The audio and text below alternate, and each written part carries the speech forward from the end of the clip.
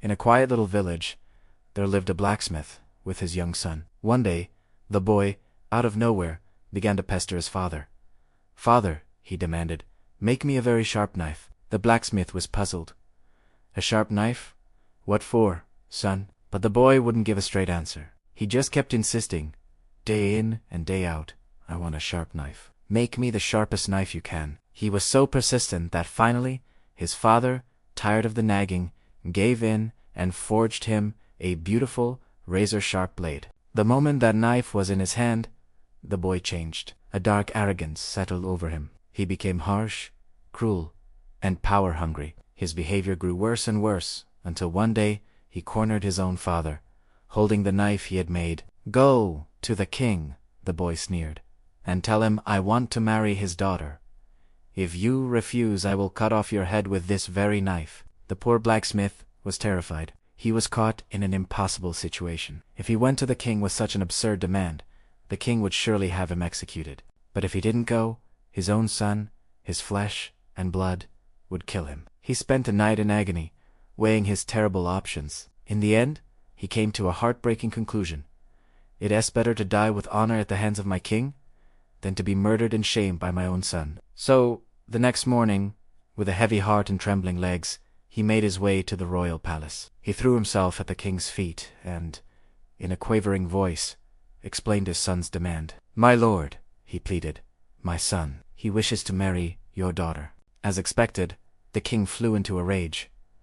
"How dare you? A common blacksmith's son wants to marry a princess. Guards, seize him." But just as the guards moved forward, the king's wise old minister stepped in. "Your Majesty, wait," he said calmly. "If you kill this man, the story will spread. People will say our great king was so threatened by a blacksmith's boy that he had to execute his father. They will laugh at us. Let's not give them that satisfaction. Instead, let's give him a task so impossible that he'll fail on his own." The king, seeing the wisdom in this, calmed down and agreed. The minister turned to the terrified blacksmith. "Go back to your son," he said. "Tell him the king will consider the marriage on one condition. He must learn something the world has never seen or heard of before, a skill so unique, so unheard of, that it will be worthy of a princess's hand." The blacksmith, relieved to have escaped with his life, bowed deeply and rushed home. He told his son about the impossible task. The boy, blinded by his arrogance, wasn't fazed. He simply sighed, "Then we will go and find this knowledge." And so, father and son left the village and began their journey. They walked 4 days, crossing fields and rivers, until they found themselves deep within a dense, eerie forest. The air was thick, and strange sounds echoed through the trees. As they ventured further, they stumbled upon a bizarre sight. In a clearing, they saw a group of magical men, cooking food in huge, boiling pots.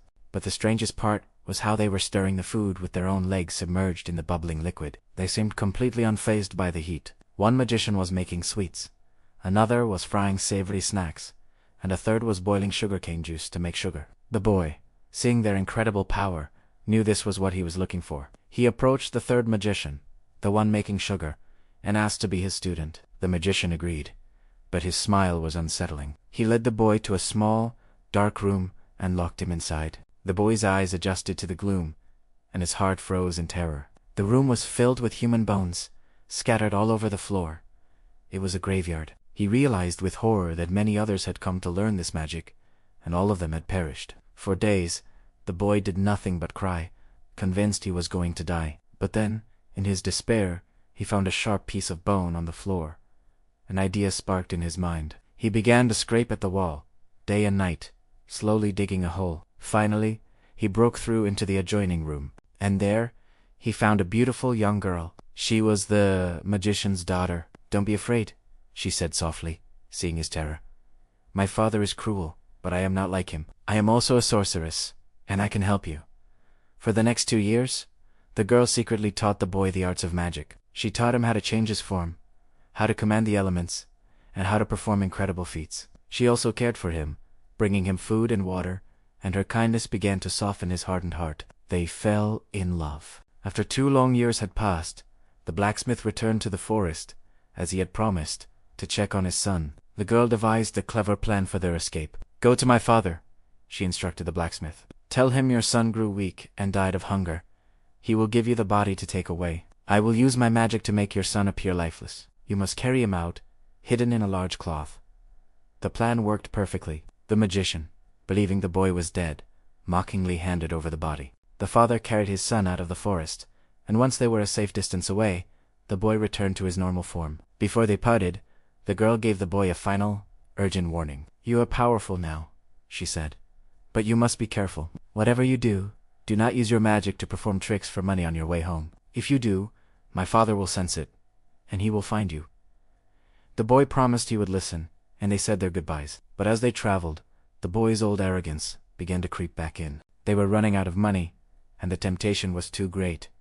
What's the harm in a little trick, he thought. He ignored the girl's warning and transformed himself into a magnificent, strong bull. His father sold the bull at a market for a handsome price. The next day, desperate for more money, he turned himself into a fine camel. A buyer immediately appeared, a strange old man with piercing eyes. He paid a hefty sum, and the blacksmith, unaware, sold his own son. But this was no ordinary old man. It was the magician, the girl's father, in disguise. The magician led the camel away and tied it to a post with a magical rope that prevented any transformations. But the boy, taught by the magician's own daughter, knew he instantly broke free and transformed into a pigeon, soaring into the sky. The magician, enraged, immediately turned into a hawk and gave chase. The pigeon dove towards a pond and became a frog just as the hawk's talons closed in. The magician then became a giant crane, its long beak snapping at the frog. Thinking fast, the boy transformed one last time, becoming a beautiful, sparkling ring. He flew through the air and landed perfectly on the finger of a young woman washing clothes by the pond. This woman just so happened to be the princess. The magician, in his human form, landed beside her. "Daughter," he said, his voice deceptively sweet, "that is a beautiful ring. Will you give it to me?"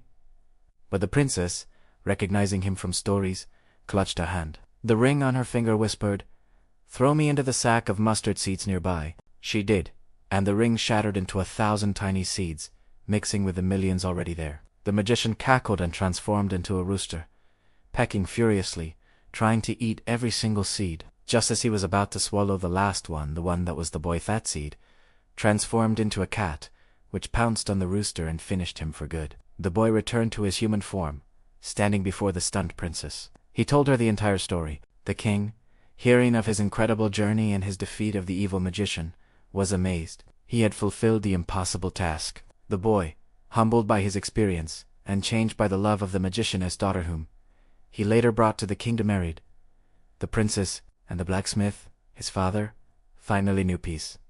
Thank you so much for watching. If you enjoyed this tale of magic, arrogance, and redemption, don't forget to like, share, and subscribe for more stories from around the world. See you next time.